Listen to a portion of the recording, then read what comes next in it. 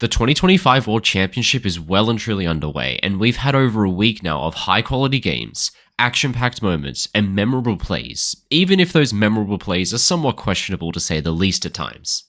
Now, there were some specific stats I wanted to see in the making of this video, but I went and searched through all of those stat collection websites out there. None of them had the stats that I wanted. So instead, I mentally went over and watched every single game played so far at Worlds. And with over 30 games played so far, I noticed there are some very clear trends starting to show through on what teams are doing. So, from consistent early game openings, a very clear meta and objective strategy we should be following, and a whole lot of this. So goddamn much of this item.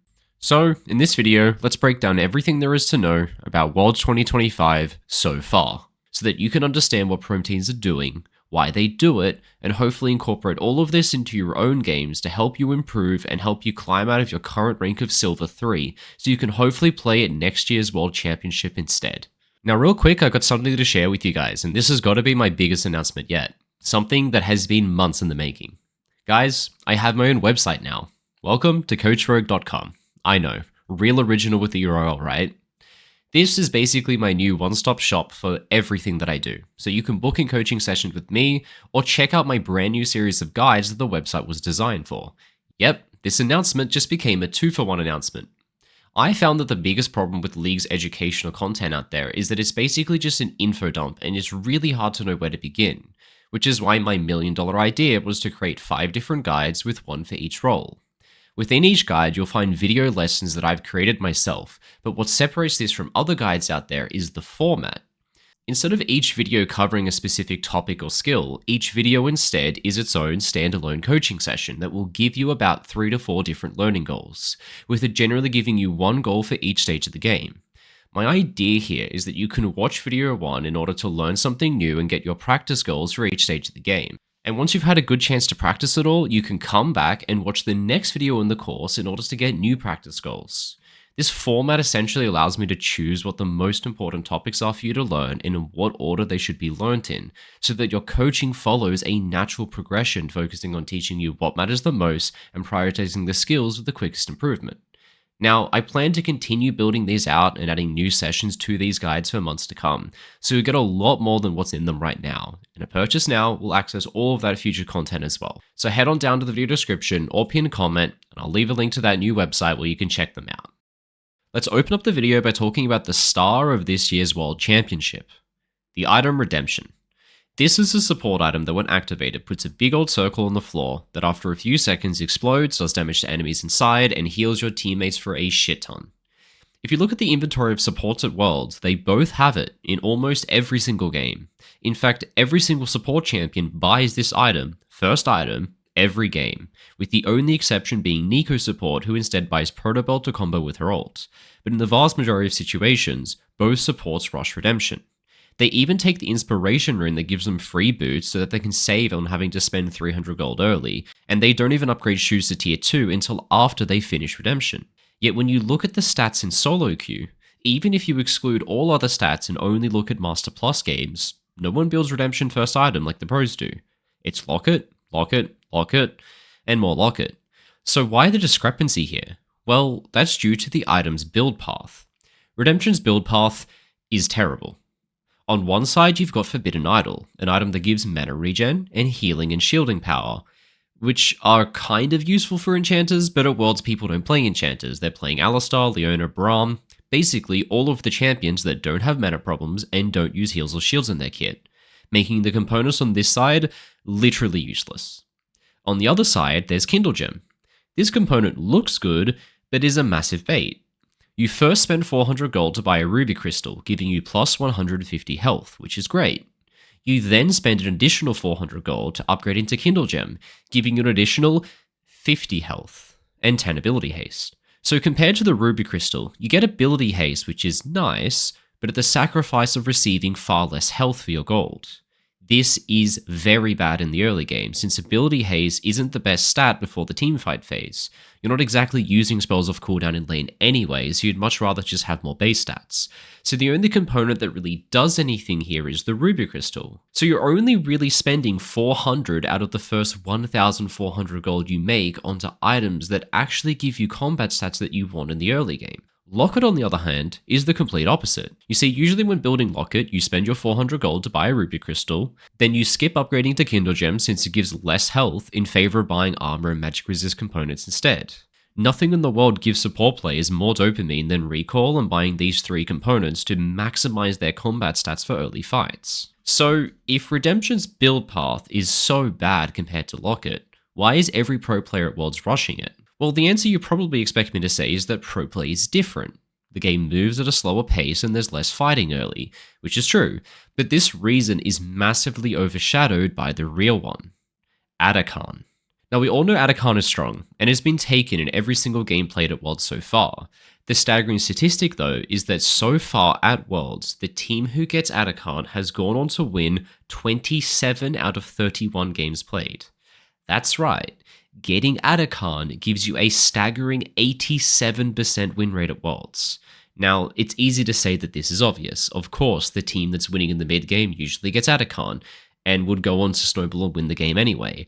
But when you compare this staggering figure to some of the other objectives, you can start to see how truly overtuned this neutral is. As a comparison, the team who gets First Dragon has gone on to win only 18 out of 31 games played. That's only a 58% win rate, barely above 50%, which is nothing in comparison to Atakhan's 87%. The point that really makes all this visible is when you look at these two neutrals in the head-to-head. There were 9 games played so far where one team got First Dragon and the other team got the Atakhan. Out of those 9 games, 8 out of 9 times the team who got the Atakhan won the game. Having an early lead and getting an early dragon doesn't matter if you lose Atakhan in the end, as from what we've seen so far, this objective is massively overtuned right now. Okay, Rogue, we get it. Atakhan is overpowered, so why have you been talking about support items for the last 5 minutes? What's the connection here? Well, let's take a look at the support's inventory at the 20-minute mark when Atakhan spawns. They always have one item, and in the last 10 games I've checked, a support has never even been close to finishing their second item in time for the Atakhan spawn. And this has everything to do with the reason of why we prioritize Redemption over Locket. Redemption in its completed form is the far superior item of the two. It's much easier to heal low health teammates than it is to perfectly time Locket's shield active, and on top of that, Redemption does damage to the enemy at the same time, so it is just a better item in its completed form. While the downside of building Redemption is a far worse build path that would leave you disadvantaged in early fights, the upside is that once completed, it is a much better item in the hugely important Atakhan fight that decides almost every single game at 20 minutes. Now, this isn't the only things that Worlds teams have shown us so far. There's something else that pro teams are doing right now almost every single game, and don't worry guys, we're not going to talk about boring support stuff anymore. That role sucks. Let's talk about the real main characters of Summoner's Rift. Junglers. You probably haven't noticed because the camera doesn't show it, because it's really boring. The junglers love to do full clears. Full clearing has been a standard opening for a while now in most pro games, and it's kind of a necessary opening for junglers at all levels of play. We'll get to why in a moment, but let me bait you into listening to me again by flashing a fancy graphic on the screen with some stats on it. In the 31 games played of Worlds so far, junglers have done full clears in 24 of them.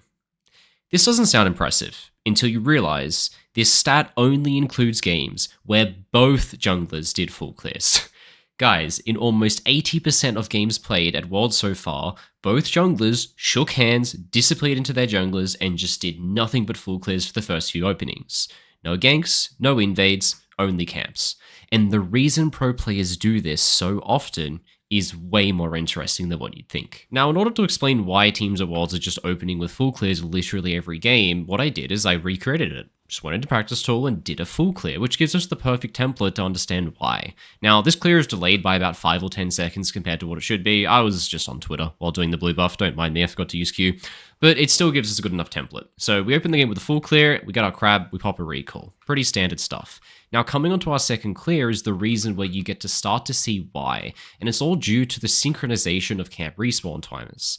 So the first camp generally will respawn at about 4 minutes 20. And from there, the respawn timer of camps will count up in intervals of 20 seconds. So this will spawn at 4:20, this will spawn at 4:40, this will spawn at about 5 minutes, and then so on and so on. Now, there's a very important thing here. 4:20, 4:40, 5 minutes. What else spawns at 5 minutes? Dragon does, which allows you on your second clear to do a full clear or a near full clear and put all of your camps on a respawn cooldown and take the first dragon within the first minute of its spawn during the downtime where you don't have any camps that you would otherwise be taking, which is the reason for why you open with a full clear on your first sequence, so on your second sequence you have time to finish off all of your camps that lead into the spawn of dragon. But it does not stop there. After finishing my second clear, I get to come on to my third clear and look at the respawn timer of my Gromp. My Gromp spawns at 7 minutes. From there we count up in intervals of 20. 7:20, 7:40. What spawns at 8 minutes?